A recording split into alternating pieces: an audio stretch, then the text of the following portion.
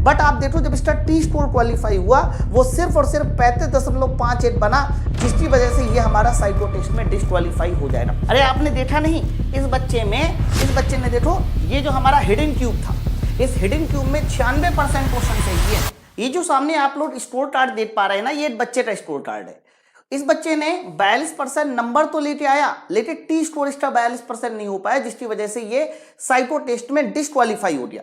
बच्चों आपको मैं बता दूं, अगर आप भी एलपी सीबीटी 2 टेस्ट देने के बाद साइको टेस्ट की तैयारी कर रहे हैं तो 8 लाइन बड़ी इंपॉर्टेंट है, उस लाइन पे जरा गौर कीजिएगा कि जो भी आपको साइको टेस्ट यानी सीबैट क्वालिफाई करना है उसमें 42 अंकों का टी स्कोर आपको प्राप्त करना है। अगर आपने ये टी स्कोर 42 अंकों का नहीं प्राप्त किया तो फिर आप साइको फेल कर जाओगे, वो भी अलग अलग बैटरी टेस्ट में अलग अलग पास करना होता है। कई सारे बच्चे ऐसा समझ रहे हैं कि 42% नंबर लाने, नहीं, 42% नंबर लाने के बावजूद भी हो सकता है कि आपका टी स्कोर 42 नंबर ना बन पाए। कैसे टी स्कोर बनता है उसकी बात भी करेंगे। जैसे कि एक बच्चे का मैंने एप्लीकेशन से निकाल के स्टेटस आपको दिखा रहा हूं। बच्चों अगर गौर से देखा जाए तो इसने मेमोरी फीडर में 50% देखिए स्कोर किया, यानी 12 में से 6 क्वेश्चन सही किए। वास्ट टेबल में 60% स्कोर किया, यानी 20 में से 12 क्वेश्चन सही किए। इसी तरह से हिडन ट्यूब में देखिए 96% स्कोर है। यस और नो में देखो 45% स्कोर है, और इसी तरह से सिमिलरिटी में देखिए 52.7% स्कोर है। यानी ये स्कोर में तो ये क्वालिफाइड है, क्योंकि कहीं ना कहीं इसके नंबर अच्छे। बट अगर जब टी स्कोर की बात करते हैं, अब यहां पर देखो टी स्कोर की बात हो रही है, तो बच्चों आप जरा गौर से देखिए कि परसेंटेज इसका 50% है, लेकिन जब टी स्कोर कैलकुलेट हुआ वो केवल 45.88 आया। इसी तरीके से 60% का टी स्कोर इतना आया, और बच्चों हिडन ट्यूब जिसमें उसके 96% नंबर थे उसका जो टी स्कोर आ रहा है मात्र 54.15 आ रहा है। इसके बाद यस और नो वाले में देखो टी स्कोर हमारा 46, यानी बढ़ भी गया, बढ़ भी सकता है घट भी सकता है, लेकिन फाइनली आप जिसकी वजह से डिस्क्वालीफाई हो जाएगा। आप देखो इसके 52.78% नंबर सिमिलरिटी टेस्ट में आ रहे हैं। बट आप देखो जब इसका टी स्कोर क्वालिफाई हुआ वो सिर्फ और सिर्फ 35.58 बना, जिसकी वजह से ये हमारा साइको टेस्ट में डिस्क्वालीफाई हो जाएगा। तो आपको भी समझना पड़ेगा कि साइको टेस्ट का मतलब क्या होता है। सर साइको टेस्ट में जो टी स्कोर है उसका मतलब ये नहीं होता कि आप 42% नंबर ले आइए, 50 में से 25 सही कर दीजिए आपका हो गया, नहीं।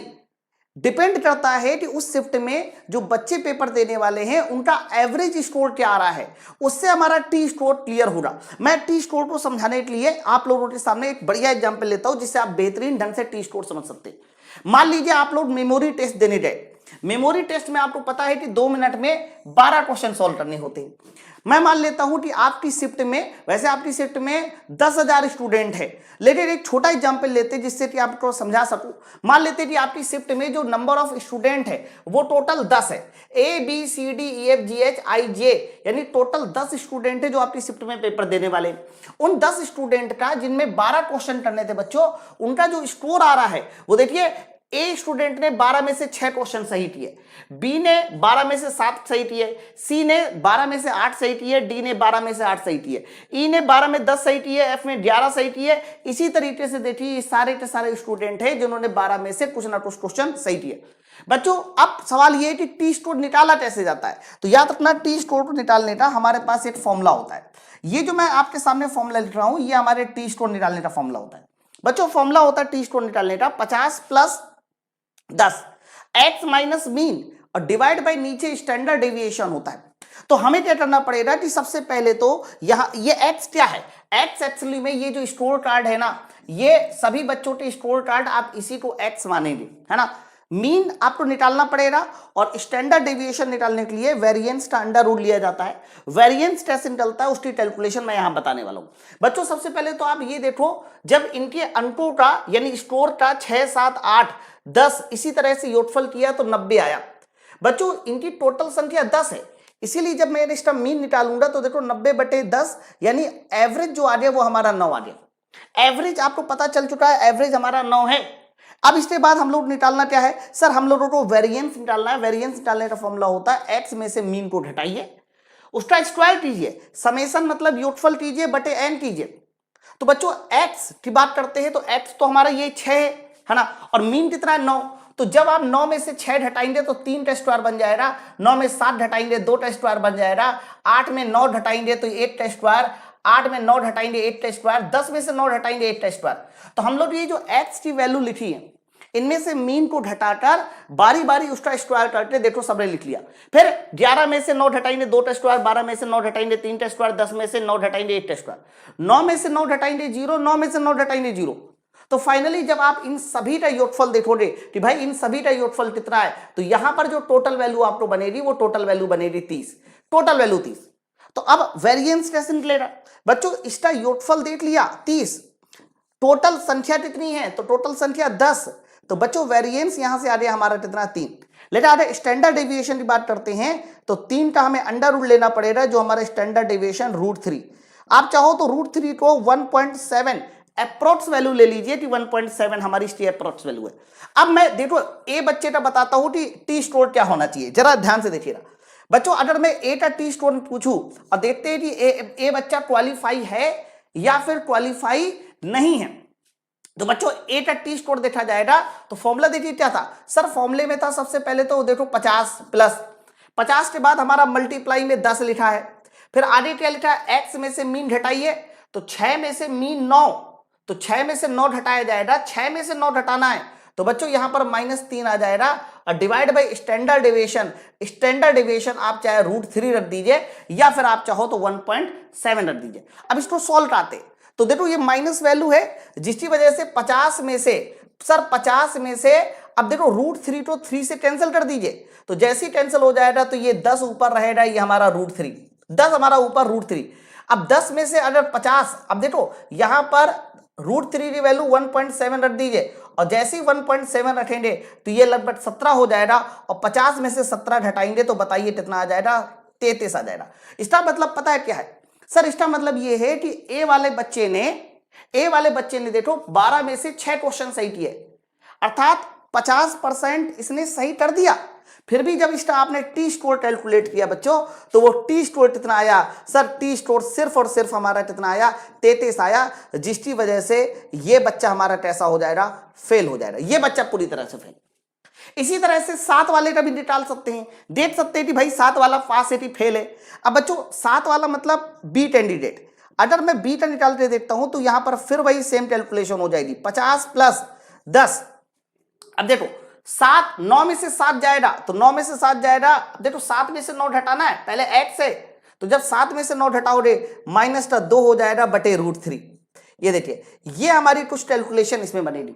अगर मैं इसको अप्रोक्सीमेट में देखूं तो ये हमारा 50 -20 बटे √3, ये हमारी वैल्यू बनेगी।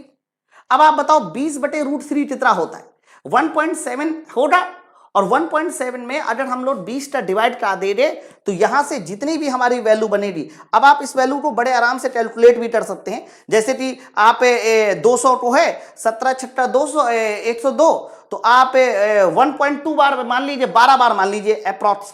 तो जब आप इसको देखेंगे तो ये वैल्यू जो आएगी 20 बटे √3, ये अप्रॉक्स हमारी आ जाएगी 12 अप्रॉक्स, लगभग मैंने बताया कि 20 बटे अगर आप √3 के आसपास करते हैं तो हमारा 12 आएगा। तो इसका जो टी स्कोर हमारा आ रहा है वो हमारा कितना आ रहा है, 38 आ रहा है।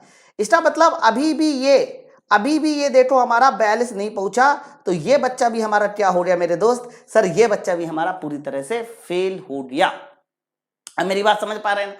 तो पास वाला बच्चा कौन होगा, तो ये दोनों तो देखो फेल हो रहे, ए और बी फेल हो गया। अब सी की बारी आई, और जैसा सी होगा वैसा डी होगा, तो हम सी का भी टी स्कोर कैलकुलेट कर सकते हैं। तो जब सी का कैलकुलेट करेंगे तो सी में क्या हो जाएगा, यहां पर 50 तो रहेगा ही रहेगा, यहां पर 50 तो रहेगा ही रहेगा, प्लस 10 रहेगा ही रहेगा, फिर 8 में से 9 को घटाना है तो -8 आ जाएगा, और बचे √3 आ जाएगा, बटे √3 में आ जाएगा।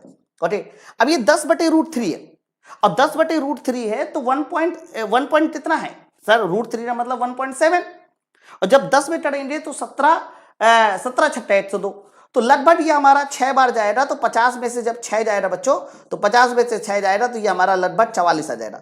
ये देखिए सर ये हमारा टी स्कोर 44 ला रहा है, इसका मतलब ये है कि ये जो सी वाला बंदा है ये पास हो गया।